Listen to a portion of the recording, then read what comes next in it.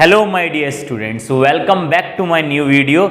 हम लोग डिबेंचर्स पढ़ रहे थे, तो माय डियर डिबेंचर्स में आज हम लोग डिस्कशन करेंगे कि issue of debentures on redemption basis. मतलब जब हम डिबेंचर्स को इशू करते हैं और कंडीशंस हमें पहले ही बतानी पड़ती हैं। जैसे कि मैंने आपको बताया कि आज की डेट में हम कोई भी थ्योरी बता चुका हूं मैं आपको ऑलरेडी कि आज की डेट में हम कोई भी डिबेंचर्स ऐसे इशू नहीं कर सकते जिनका रिडम्पशन पॉसिबल ना हो। आपको एक स्पेसिफिक टाइम पीरियड के बाद रिडम्पशन करना पड़ेगा, चाहे वो कुछ भी हो, 2 साल, 5 साल, 10 साल, 15 साल, 20 साल। आपको ये डिफाइन करना पड़ेगा इशू के टाइम पर ही कि आप डिबेंचर्स को रिडीम कर रहे हैं और कितने दिन बाद रिडीम कर रहे हैं। साथ ही साथ आपको ये भी बताना पड़ेगा कि जो डिबेंचर्स आप रिडीम कर रहे हैं तो उनका मतलब कितने रुपए पे आप रिडीम करोगे। जैसे कि मैंने आपसे कहा कि आपने डिबेंचर्स इशू किए थे 100 रुपए पे, तो आप रिडीम कितने पे करोगे। रिडीम का मतलब होता है पेमेंट करना। मतलब जब डिबेंचर्स मैंने इशू किए मतलब पैसा ले लिया और डिबेंचर्स दे दिए। अब रिडम्पशन केस में उनसे मैं पैसे ले लेता हूं और वापस उनको क्या दे देता हूं, मनी। मैं उनसे डिबेंचर्स ले लेता हूं और वापस क्या देता हूं उनको, मनी उनकी वापस कर देता हूं। सिंपल सा कॉन्सेप्ट है, कोई ज्यादा बड़ी बात नहीं है।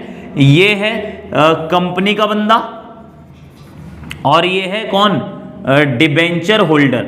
जब इसने पैसे मुझे दिए होंगे, कैश दिया होगा, तो मैंने इसको क्या दे दिए होंगे, डिबेंचर्स दे दिए होंगे। इसी को क्या बोलते हैं, इशूड, डिबेंचर्स इशूड। और अगर मैं बात करूं कि जब मैं इससे ये डिबेंचर्स वापस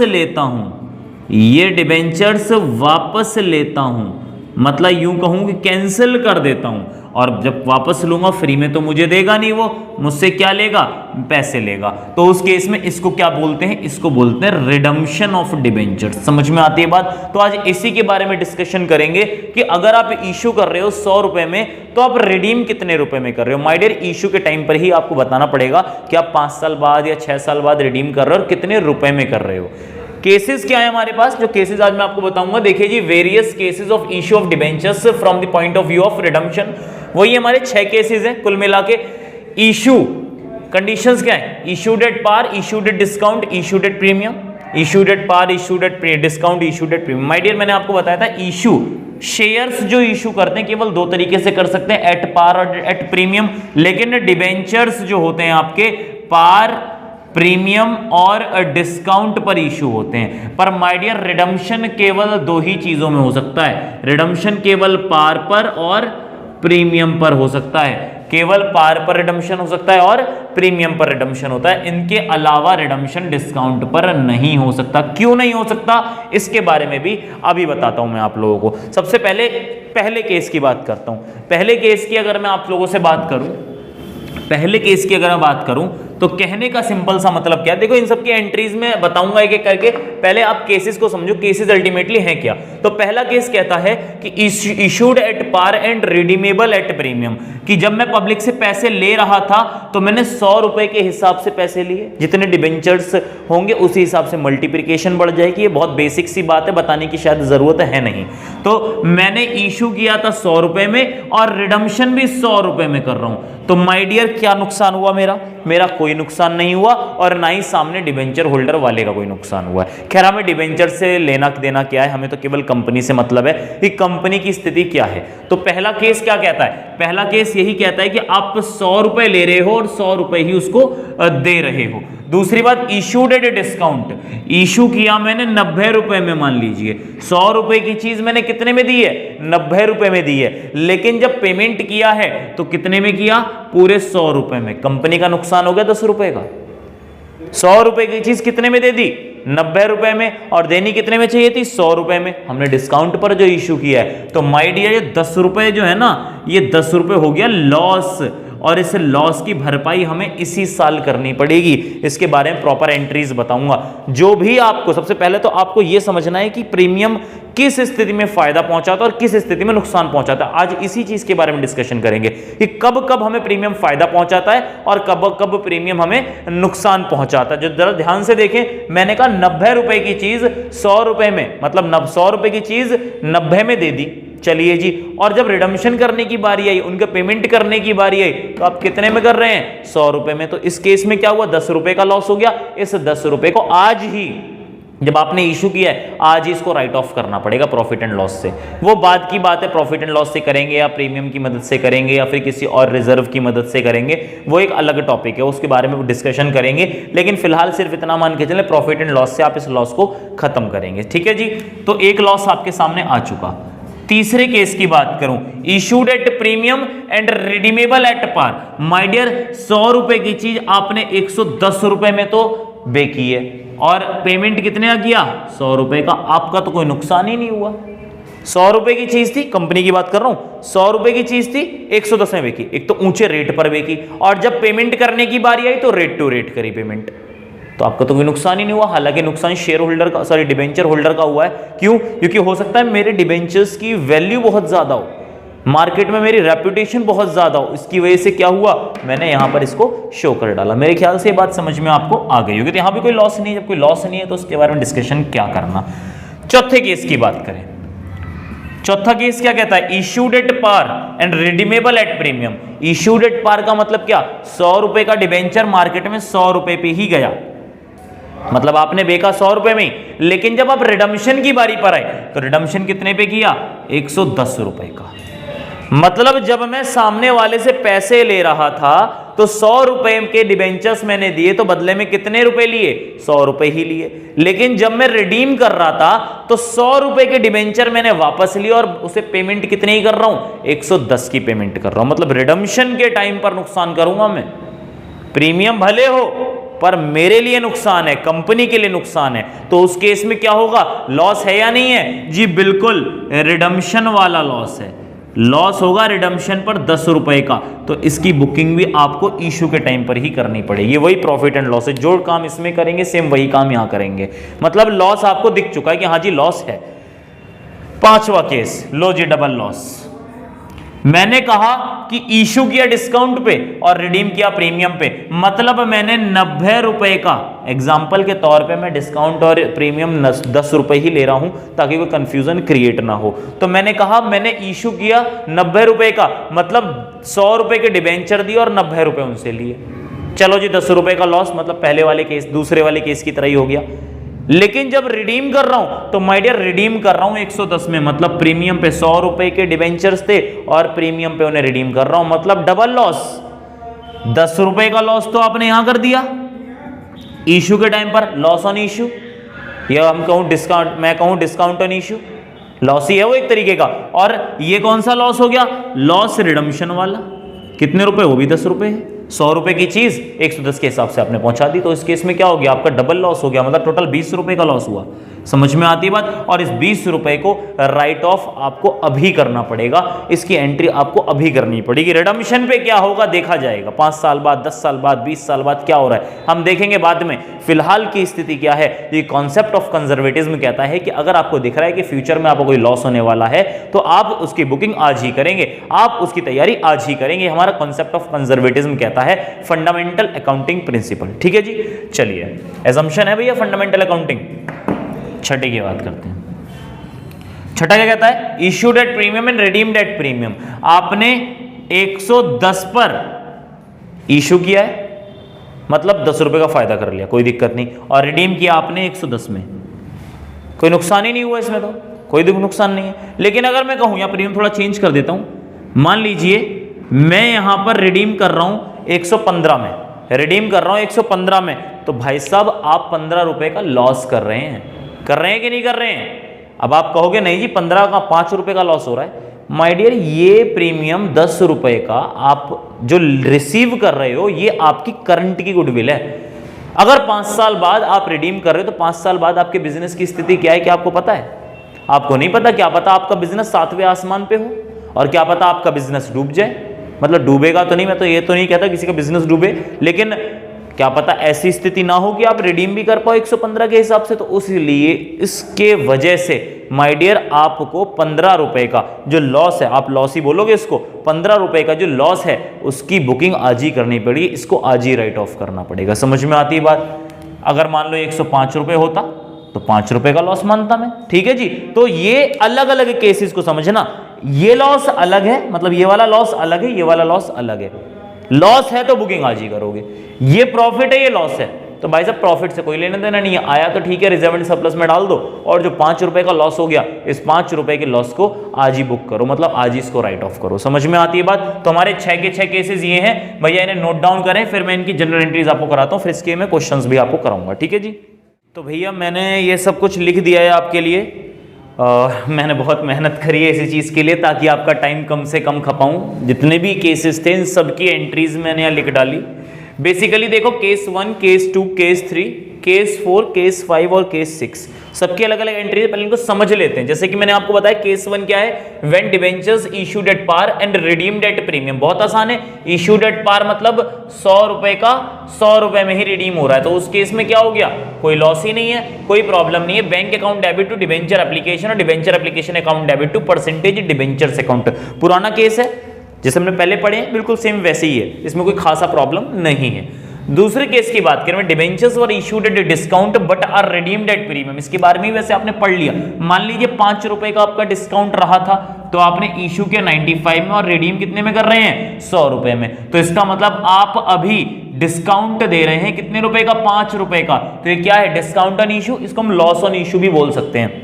एक छोटा सा डिफरेंस है, इसके बारे में बातचीत कर लेंगे, ज्यादा बड़ी चीज नहीं है। डिस्काउंट ऑन इशू तो ये होता है कि आप जब डिस्काउंट पर इशू करते हो, लॉस तो एक तरीके से कैपिटल लॉस हो गया, क्योंकि आपको फ्यूचर में उनका रिडम्पशन करना है, ठीक है जी।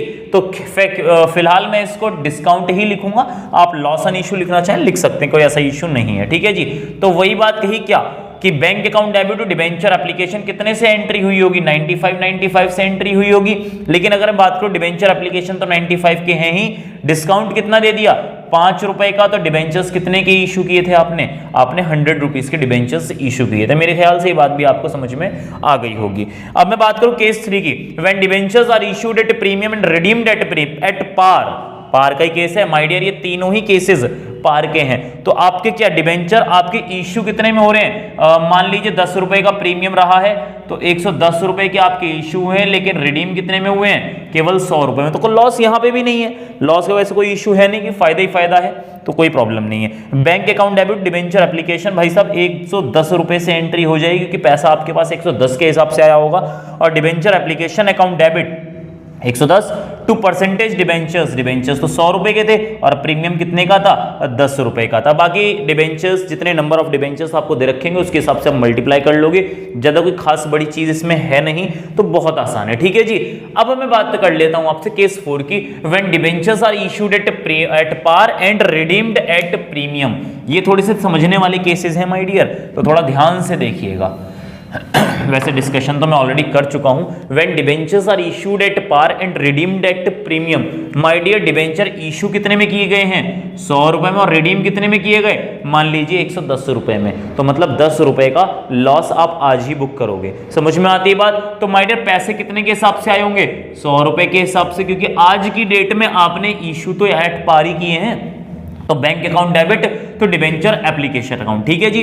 उसके बाद मैंने कहा कि डिबेंचर एप्लीकेशन तो 100 रुपए की ही थी, लेकिन आपने फ्यूचर में लॉस तो कर दिया, रिडीम आप 10 रुपए एक्स्ट्रा देकर करोगे, 10 रुपए एक्स्ट्रा, तो लॉस तो है ही, उसकी बुकिंग भी आज ही करो 10 रुपए। और किस चीज का है, premium on redemption to percentage debentures तो 100 रुपए है ही, प्रीमियम ऑन रिडम्पशन के टाइम पर आप 10 रुपए का प्रीमियम पे करोगे, उसकी बुकिंग आज ही आपने करी। Loss on issue account debit to premium on redemption, अलग अलग एंट्री बनाते, इससे बढ़िया हमने कंपाउंड एंट्री कर दी एक ही में।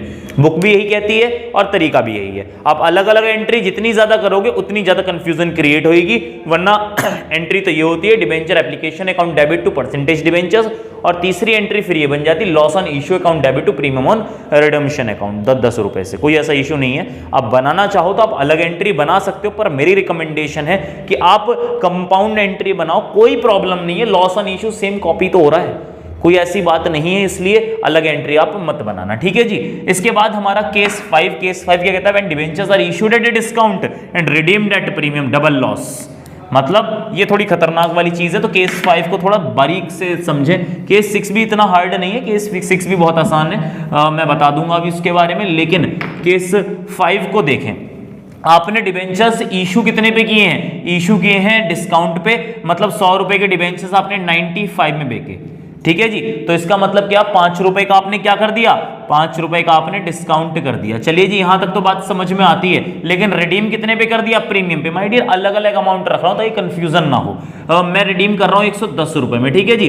तो 10 रुपए एक्स्ट्रा किस चीज के हैं? ये प्रीमियम ऑन रिडम्पशन के हैं। आप सिक्योरिटी प्रीमियम रिजर्व नहीं लिखेंगे इसको, क्योंकि वो प्रीमियम है रिडम्पशन के लिए, इसलिए उसका नाम आपको यही लेना है, प्रीमियम ऑन रिडम्पशन। लेकिन जो आप इशू कर रहे हो प्रीमियम पे, उसको आप कह सकते हैं सिक्योरिटी प्रीमियम रिजर्व अकाउंट, ठीक है जी।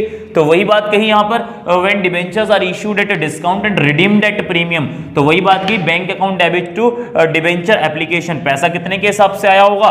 95 के हिसाब से पैसा आया होगा, ठीक है जी। लेकिन अगर मैं बात करूं कि अब कैसे आप एंट्री करो, डिबेंचर एप्लीकेशन कितने की थी? वही 95 आपने कॉपी की, डिस्काउंट कितने का दे डाला? 5 रुपए का डिस्काउंट दे डाला। लॉस कितने का होगा? फ्यूचर में। लॉस कौन सा वाला? वो फ्यूचर में जो लॉस होने वाला है, कितने रुपए का? 10 रुपए का। और डिबेंचर्स कितने के हैं? माय डियर, डिबेंचर्स तो 100 के ही हैं। और प्रीमियम कितने का था? आप दे रहे थे 10 रुपए, वही कॉपी मारने वाले थे आप, loss on issue to premium on redemption. आप जरा चेक करेंगे डेबिट क्रेडिट की एंट्री, ये 110 है तो ये भी 110 होनी चाहिए। मेरे ख्याल से बात समझ में आती है, एज सच बिल्कुल ओके है। माय डियर, इसकी जगह पर ये वाली एंट्री भी कर सकते हो, इसलिए मैंने यहां पे और करके भी मैंने एक एंट्री बना रखी है। क्या भला? बाकी सब सेम है, बस इन दोनों को आप कंबाइन कर सकते हो। मतलब यहां पर आप 95 से ही एंट्री करोगे, यहां पर आप 100 से ही एंट्री करोगे, और यहां पर 10 से ही करोगे, लेकिन यहां पर आप 15 लिख सकते हो। लॉस तो लॉस होता है भाई, चाहे वो डिस्काउंट पे हो, डिस्काउंट ऑन इश्यू पे हो, या प्रीमियम ऑन रिडम्पशन पे हो, लॉस तो लॉस है। आप उसे कंबाइन करके भी लिख सकते हो। पर माय डियर, मेरे को ये अच्छा लगता है, मेरे को तो यही अच्छा लगता है, बिल्कुल अलग है, कोई ऐसा इशू नहीं। पर फिर भी हम ये भी कर सकते हैं, ये भी कर सकते हैं, कई एंट्रीज में मैं ये करा देता हूं, कई एंट्रीज में मैं ये कर देता हूं। पर अगर पर्सनली कहोगे तो पर्सनली तो मैं इसे वो करता हूं, ठीक है जी। चलिए, तो मेरे ख्याल से ये बात भी आपको समझ में आ जाती है। अब आखिरी केस पे आते हैं, वो तो बहुत आसान है, 2 मिनट लगेगी बताने में। क्या? छठा केस है, when debentures are issued at premium and redeemed at premium. Debentures आपके इशू किए हैं प्रीमियम पे, और रिडीम भी किस पे किए हैं? प्रीमियम पे रिडीम किए। तो क्या कहा गया? Bank account debit to debenture application, बात खत्म। इसके बाद वही, अगर मैं इशूड एट प्रीमियम, मतलब मान लो 105 में आपने इशू किए हैं 100 रुपए का डिबेंचर, और रिडीम कितने पे किया है? रिडीम्ड एट प्रीमियम मान लीजिए 110। अलग अलग अमाउंट इसलिए लिख रहा हूं ताकि कंफ्यूजन क्रिएट ना हो किसी भी प्रकार से। तो माय डियर, ये 5 रुपए का तो फायदा हो गया ना। अभी जो 5 रुपए एक्स्ट्रा लिए हैं, ये लिए हैं 105 रुपए, तो ये तो फायदा हो गया, ये फायदा हो गया, तो इसलिए तो प्रीमियम का नाम आ गया। लेकिन इसमें जो 10 रुपए जो आप एक्स्ट्रा दे रहे हो, ये नुकसान हो गया, ये नुकसान हो गया, तो ये तो लॉस है, तो इसको तो आप लॉस के नाम से बुक करोगे, तो उसी हिसाब से आप एंट्री करोगे। फिलहाल पैसे 105 के हिसाब से आने वाले हैं, तो 105 के हिसाब से आपने यहां बैंक की एंट्री करी। अब यार डिबेंचर एप्लीकेशन कितने की है? 105। चलिए जी, 105 और 5 रुपए किसके हैं? रिजर्व के। देखिए लास्ट में लिख रखा है 5 रुपए रिजर्व के। क्या? Debenture application account debit, loss on issue of debentures account debit to percentage debentures to security premium reserve account. तो अरे सॉरी, मैंने प्रीमियम रिडम्पशन में लिख दिया, सिक्योरिटी प्रीमियम रिजर्व ये है बीच वाला, इसमें लिखना है आपको, ठीक है जी। और इसके बाद क्या हुआ, एक एक करके डाल देते हैं। लॉस ऑन इशू क्या है भाई साहब? 10 रुपए लॉस ऑन इशू है, आपने इसमें लिख दिया। और obviously premium on redemption same है, तो आप ऐसे के ऐसे ही लिखेंगे। और ये आपका परसेंटेज डिबेंचर्स कितना है? ये तो 100 रुपए का है ही। अब जरा चेक कर लो, सब बराबर होने चाहिए। डेबिट का आपका 115 और क्रेडिट का भी आपका 115। मेरे ख्याल से बात आपको समझ में आ गई होगी। तो जरा फटाफट इसे नोट डाउन करें। एक काम करिएगा, आप इसको नोट डाउन कर लीजिएगा, और वीडियो ज़्यादा लंबी हो जाएगी, इसलिए हम लोग इससे जुड़ा हुआ क्वेश्चन अगली वीडियो में करेंगे। तो फिलहाल आज के लिए इतना ही। आप इसे बच्चों को, अपने फ्रेंड्स को शेयर करें, बताएं उन सबको, और भैया लाइक कमेंट भी करते रहें ताकि मुझे थोड़ा मोटिवेशन मिले, ठीक है जी। तो अगर वीडियो पसंद आया हो तो शेयर ज़रूर करिएगा अपने फ्रेंड्स के साथ। Thank you very much, have a nice day. मिलते हैं अगली वीडियो में।